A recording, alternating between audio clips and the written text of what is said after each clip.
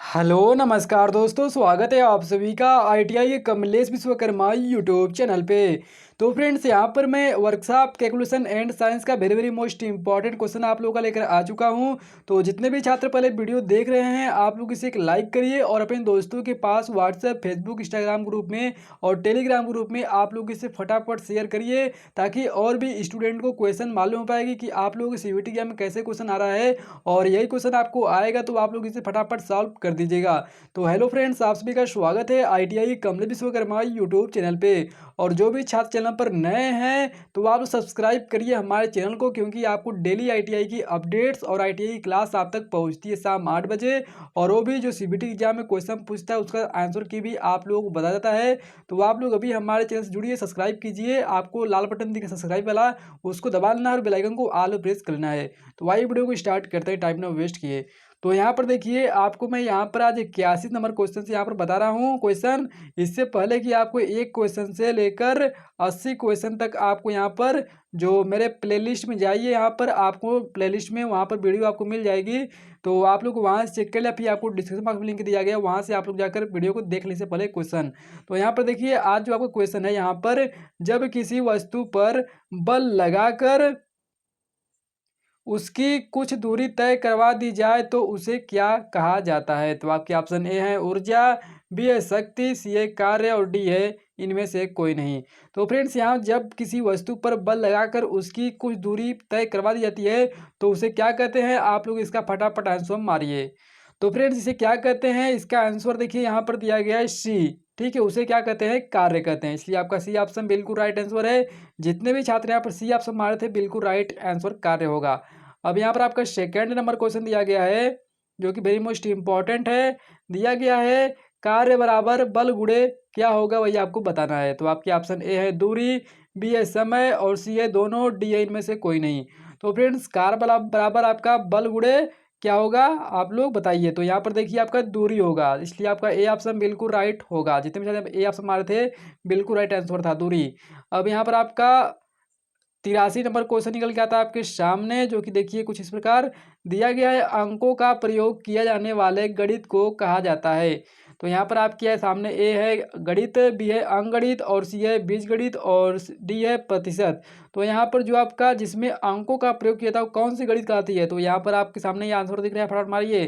तो फ्रेंड्स, यहाँ पर आपका बी ऑप्शन बिल्कुल राइट आंसर है। जितने बी ऑप्शन मारे हैं अंकगणित पर, बिल्कुल राइट आंसर है। अब यहाँ पर आपका 84 नंबर क्वेश्चन आपके सामने निकल के आता है। दिया गया है समबाहु त्रिभुज की सभी भुजाएं होती है। तो आपके सामने ए ऑप्शन है समान, बी है असमान, सी है दोनों और डी है इनमें से कोई नहीं।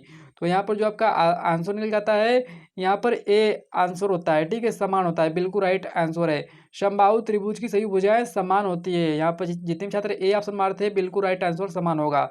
अब यहाँ पर आपका 85 नंबर क्वेश्चन निकल था आपके सामने। तो इसका ऑप्शन नहीं है, आप लोग इसका सिर्फ क्वेश्चन देख लीजिए। यहाँ पर दिया गया 85 नंबर क्वेश्चन। तो करंट सदैव रिक्त स्थान सिरे से रिक्त स्थान सिरे तक तरफ चलती है। ठीक है, तो यहाँ पर देखिए इसका आंसर क्या होगा। तो दिया गया है A option positive negative. Current सदैव पॉजिटिव सिरे से निगेटिव सिरे तक तरफ चलता है। ठीक है, बिल्कुल राइट आंसर है निगेटिव और पॉजिटिव। तो यहाँ पर आपका 86 नंबर क्वेश्चन निकल के आता है आपके सामने। दिया गया वर्ग के चारों कोण होते हैं। तो यहाँ पर वर्ग के चारों कोण क्या होते हैं, वही आपको बताना है। तो आपके ऑप्शन ए है उन्नयन कोण, बी है न्यून कोण और सी अधिक कोण और डी है समकोण। तो यहाँ पर आप लोग इसका फटाफट आंसर बताइए। तो फ्रेंड्स, यहाँ पर आपका आंसर निकल के आता है डी। जितने भी डी ऑप्शन हमारे समकोण पर, बिल्कुल राइट आंसर डी होता है। अब यहाँ पर आपका 87 नंबर क्वेश्चन दिया गया है। त्रिभुज तथा आयत किस प्रकार की आकृतियां हैं। तो आपके सामने ए है समतल, बी है असमतल, सी है कोड़ी और डी है अंडाकार। तो इसका आंसर आपका दिया गया है ए ऑप्शन समतल, बिल्कुल राइट आंसर है। अब यहाँ पर आपका 88 नंबर क्वेश्चन निकल के आता है आपके सामने। दिया गया है वृत्त की परिधि तथा व्यास होते हैं। तो आपके सामने ए ऑप्शन है समान, बी है असमान। तो यहाँ पर जो आंसर दिया गया है बी असमान होगा। ठीक है, बिल्कुल राइट आंसर। अब यहाँ पर आपका 89 नंबर क्वेश्चन कहता है आपके सामने समानांतर चतुर्भुज के विकर्ण होते हैं। तो आपके सामने दो ही ऑप्शन रहेंगे, ए है समान, बी है असमान। तो आप लोग फटाफट आंसर मारिए। तो यहाँ पर आपका आंसर जो है बी ऑप्शन असमान होगा, बिल्कुल राइट आंसर बी होता है। अब यहाँ पर आपका 90 नंबर क्वेश्चन दिया गया है।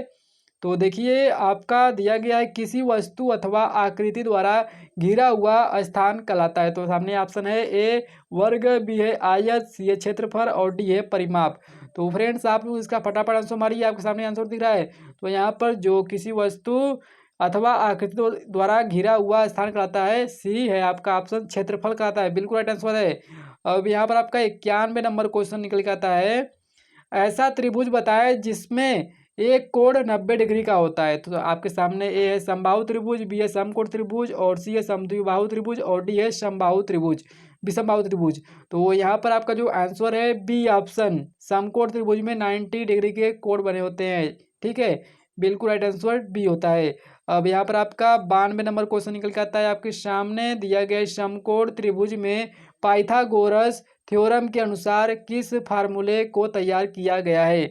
तो आपके सामने आंसर है, ए है आधार स्क्वायर बराबर कर्ण स्क्वायर प्लस लंब स्क्वायर और बी है कर्ण स्क्वायर बराबर आधार स्क्वायर प्लस लंब स्क्वायर, सी है कर्ण इज इक्वल टू आधार प्लस लंब और डी है इनमें से कोई नहीं। तो यहाँ पर आपका आंसर जो निकल के आता है बी ऑप्शन बिल्कुल राइट आंसर है, कर्ण स्क्वायर बराबर आधार स्क्वायर प्लस लंब स्क्वायर। अब यहाँ पर आपका 93 नंबर क्वेश्चन निकल गया था, आपके सामने दिया गया बॉडी के हॉटनेस तथा कोल्डनेस के नाप को कहा जाता है। तो आप सामने ऑप्शन है उष्मा, बी है तापमान, सी है ऊर्जा और डी है उष्माधारिता। तो यहाँ पर आपके आंसर है बी तापमान, बिल्कुल राइट आंसर है। अब यहाँ पर आपका 94 नंबर क्वेश्चन निकल के आता है। तो फ्रेंड्स इसमें आपका ऑप्शन नहीं है, आपको आंसर बताना है।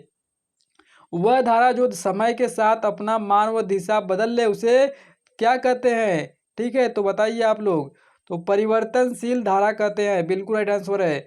अब यहाँ पर आपका 95 नंबर क्वेश्चन दिया गया है। तो यहाँ पर देखिए क्वेश्चन आपका दिया गया है, इसमें थोड़ा लंबा है, इसको छोटा कर लेते हैं। तो देखिए दिया गया है 1 ग्राम जल के तापमान को 1 डिग्री सी तक बढ़ाने के लिए आवश्यक तापमान की मात्रा को परिभाषित करने वाला पद कौन सा है। तो ये ऑप्शन है कैलोरी, बी है किलो कैलोरी और सी है सेंटीग्रेड उष्मा मात्रक, डी है ब्रिटिश उष्मा मात्रक। तो यहाँ पर आपका आंसर ए कैलोरी होगा, बिल्कुल राइट आंसर कैलोरी है।